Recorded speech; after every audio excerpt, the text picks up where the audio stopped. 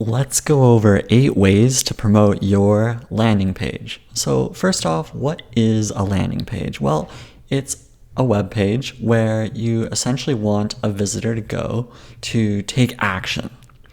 And that could be in the form of a sign up. It could be in the form of a coming soon page to notify of an upcoming launch. It could be a buy now button. It could be a book an appointment. It could be you name it. Basically, you could have oodles of sales text, or you could have something simple like a simple button, as long as you have your goals set and you know exactly what you want to achieve with this. So once you've created your landing page, I've always wondered, well, what do you do next when you've finished it off? Because a simple page won't promote itself. So you have to do some of the legwork. And the more I researched into it, the more I realized we need something more in-depth on this to understand this. And as I was trying to promote landing pages, I wanted to know as well, like, what are the best ways to do this? So depending on your situation, here are a few notes to keep in mind. You want to share your page where it adds value. So of these 8 tips I'm going to give you, you might not want to use all of them. It really depends on your situation. So the next note I just want to add is you can conduct A/B testing to see what converts. So make adjustments to your landing page. If you're not getting your sales, you're not getting any conversions, that means you need to maybe tweak something. So just keep that in mind. It might not be the channel that you've chosen. It could actually be the page, and maybe it's broken, or maybe there's something that's not quite right. So test things out, experiment. And then the last note before we get into this is having social proof, such as case studies, testimonials, reviews, will definitely help your situation, especially if you're selling products or services. That social proof is going to up your game. It's going to up your ability to do well and to convert. Because when someone lands on that landing page, ideally, they have some information about you that builds your authority and credibility. Okay, keeping all that in mind, let's just get into this, okay? And we're going to break these points into paid channels and then unpaid channels. In terms of marketing, it's paid and unpaid. And I have 4 points for each one. So for a total of 8 different ways of promoting your landing page. So within the paid channels mechanism, number 1, search ads. So that's like Google, Bing, Yahoo. Obviously Google's the big one. And search ads, it's essentially that text that you see when you go on Google, you type in landscaping services, and you'll see these links in the Google search of different things, different companies trying to promote themselves, and it'll have like a little attachment that says ad. Of course, as I'm creating this video, things are always changing. So what I say now could be completely different in a few years, right? There could be more channels. I'm only giving you 8. There could be more. There are more, but this is just something. So, and then Google might change their system as well, but it'll say, the landscaping company, it'll have the link, and you can have all the different copy and text to convince someone to click on that. And that is essentially going to drive people to that landing page that they're trying to promote, to book an appointment or a service for landscaping. So you can pay Google to run those kinds of ads, or Bing or Yahoo. Google, obviously the big kahuna here. Number 2 is display ads. So you might go to a blog or a website and you'll see a display of like Samsung phones or Google phones. Well, it's a display ad and it's just showing up to promote some products. You could see it, you could see it on any little column or sidebar, and basically you go to a blog and you say, hey, I'd like to do a display ad, and then they'll give you the dimensions and you create something like an image, or it could even be a video, and it'll show up in that square that you've paid for. It's like newspaper advertising, but for the internet. Okay, number 3, social media ads. So that's basically a post that you're promoting, whether it's through Facebook, LinkedIn, Twitter, etc. You're basically paying to have your post showing up, depending on what people's interests are. So you can set up a Facebook ad based on demographics, behaviors, interests, so you can get highly targeted in your advertising. Now, ideally, this is something that you would learn about before you just invest a bunch of money, because it's very easy to set it, forget it, and end up paying a bunch of money and you're not converting, or you're driving people to your landing page, but nothing's happening. So definitely experiment with this, but be very careful and set your budget, because you don't want to be overspending on social media ads. So you want to be continually testing. Set like a budget of $10 a day, then ramp up if you're seeing success. But be careful with this one. Now, this is really straightforward and simple. Platforms like Instagram have made it super simple to take your post, hit boost, and then boom, it gets promoted to whichever audience you want to promote it to. So this is a great way to get your landing page out there and visible and get those eyeballs. Okay, number 4 is one that you might not see a lot of, but something to consider now. It's audio ads, and that's in the form of podcasting, or maybe the older sort of channel, which is radio. You could even look at streaming services as they'll get into more and more advertising. So you could even contact podcast hosts and see if you can do an advertising within their episode that they're creating. So you can create audio ads to highlight your website, your landing page, whatever link you want to have, and basically in the episode show notes, that link can be added so that listeners of this audio content can go and click and check out your landing page. This is another way to get out there. A more modern way. Within the last 5-10 years, this has really taken off in terms of advertising. So definitely a big opportunity. It works a little differently because it's not as visual, right? You have to hope that people who are listening will take action, and that you're basically building some exposure here, but also hoping that they'll remember you.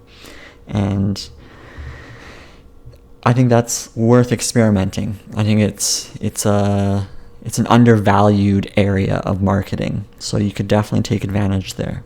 Okay, let's get into unpaid channels. So number 5, email outreach. This is the tried and true. It's just email communication. What can I say? You're looking at your target audience and you're sending direct, customized messages. Ideally, you are having a conversation with them. That means you're asking questions, you're trying to be helpful, you're not just sending the link out, okay? If you get too spammy, basically no one will receive your email, you'll get blacklisted. So when you're doing your email outreach, try to make your messaging customized, right? And only add the link where you think it makes sense. It goes back to the note that I mentioned. Share the page where it adds value. This is where this kind of fits in. So be careful, because cold email outreach is a challenge. And you could be sending 200 emails, you might only get 1 response. It's a little bit more challenging. But these other points, if you build it over the long term, are tremendously valuable, even more so than the paid channels, because it's long-lasting brand building here. So let's go into number 6, guest blogging. Now this has tremendous value. If you can write a blog post, get it on a website that has significant traffic, then you might inherit a portion of that traffic to this landing page that you're trying to promote. And then you've got this traffic that could last for a very long time, especially if your article is a top-notch quality. So guest blogging, great opportunity. I would extend this beyond just blogging on publications, but you could also start like a Medium blog and write content there. Okay, there's no gatekeeper or anything. You write whatever you want, and if your writing is good enough, the Medium publication might come along and say, hey, I want to take your blog post here and promote it across all of our feeds. Then you've gained significant exposure. So this is kind of an extension of guest blogging, in that you're basically starting this secondary blog on Medium, and you're writing top-notch quality content, and you're basically writing with the expectation that you could get serious exposure if your article's good enough. Okay, I like this approach because there's no gatekeeper, right? You write whatever you want. Whereas guest blogging, you have to hope that someone will return your email in request to do a post. So just something to consider. But if you have a specific niche, you go to all these blog publications that are related to this niche, and you get an article in there front and center that has serious traffic value right there. And how it works is you'd have a link either at the end of the post, or you have it somewhere, maybe in your bio. That's another thing. Well, we'll get into it with number 7 here.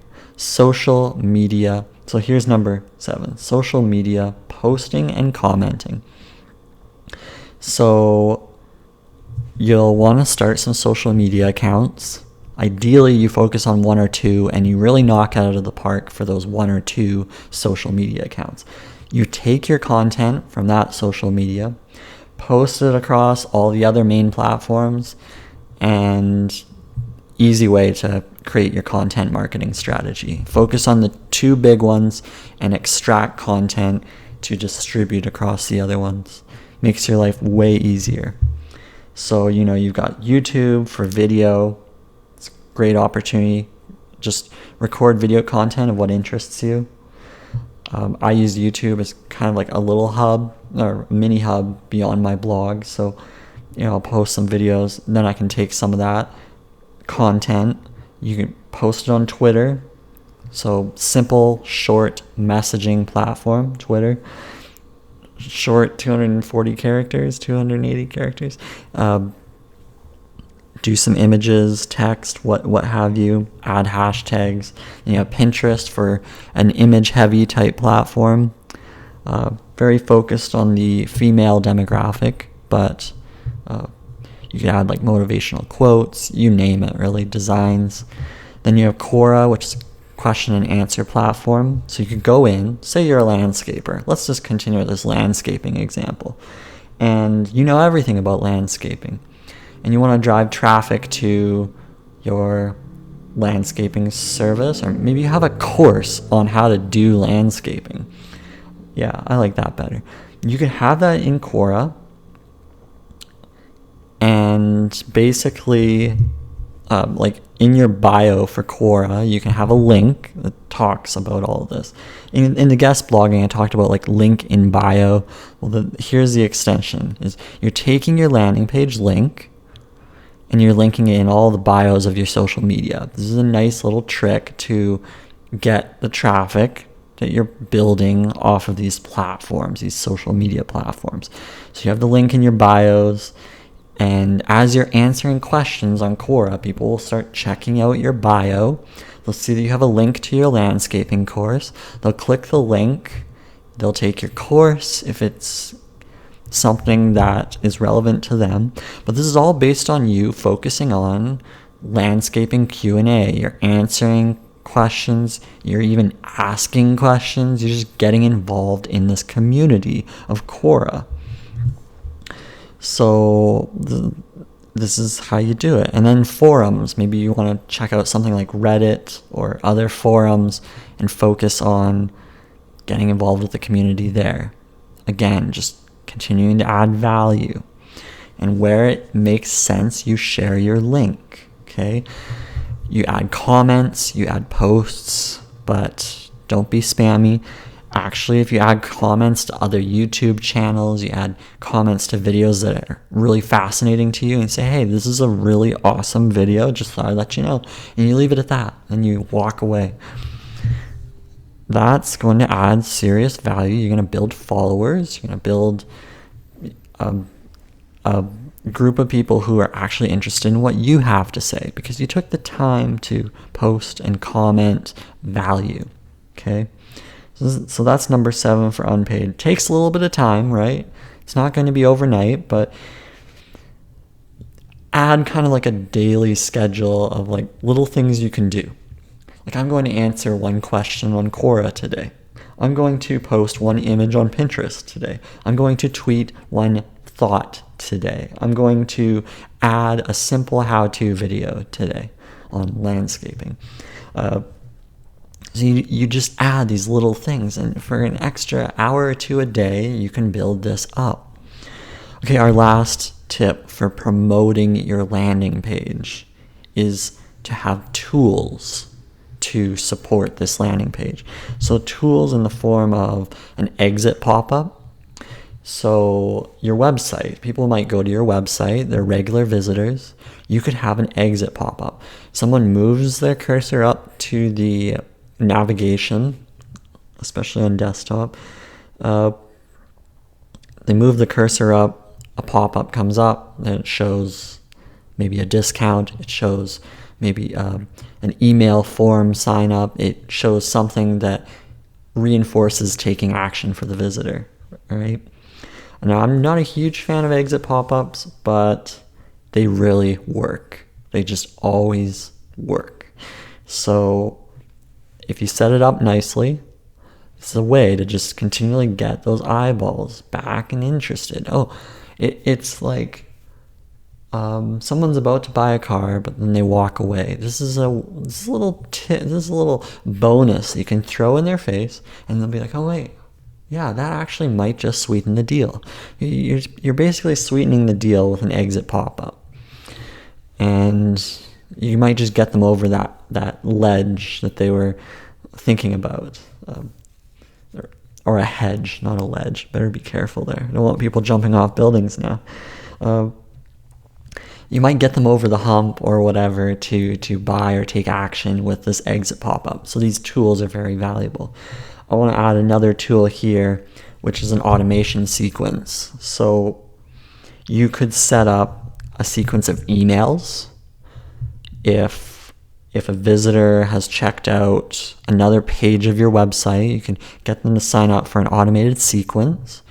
So they'll get a bunch of emails, maybe 5 to 7, not too much. Don't infiltrate with their inbox with a bunch of emails. And this automation sequence will reinforce basically that your landing page exists. You can have a learn more button in your emails. You can just keep driving the traffic through email. This is basically a cleaner, more organic method compared to email outreach, right? Email marketing in terms of automation is much more friendly and organic because that person gave you permission to send them emails, and that's awesome. So that's a wonderful tool. You can set up automation tool. You can set that up through any email service provider such as MailChimp or Pardot for enterprise. So it's very easy to set up, and they walk you through it step by step, and you can create these emails. I'm going to just extend this whole automation to cookies. You can basically track your visitors, and then through the cookies you can send them, you can have different messages that pop up depending on what kind of actions they've taken on your website, right? So maybe they've checked out your cart, but they've left the cart, and then they're not interested in buying yet. But when they come back, you can leave a message, hey, your cart has a couple items. What would you like to do, right? You can send a message to just reinforce that, hey, we haven't forgotten about you. So, those are the eight little tips here, and hopefully that helps you out to promote your landing page. I'll leave you with all that to test out and experiment, and all the best in boosting up your traffic and your conversions. Obviously, there's a lot more you could do, right? You could optimize the landing page. You can improve your sales copy. You can adjust your call to actions. You can do a lot of adjustments on the landing page.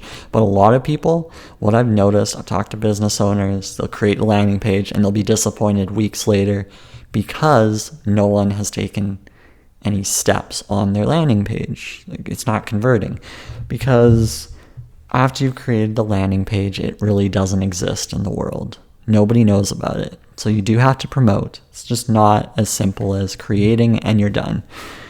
Now, certainly if you've got 2,000, 3,000 words on the landing page, that could help with Google search, could help with organic search, could help find it through there. But there's a chance that if it's a short page, there's only a couple hundred words on your landing page, well, you're going to have to do some legwork to get it out there. So these 8 tips, hopefully that helps you out.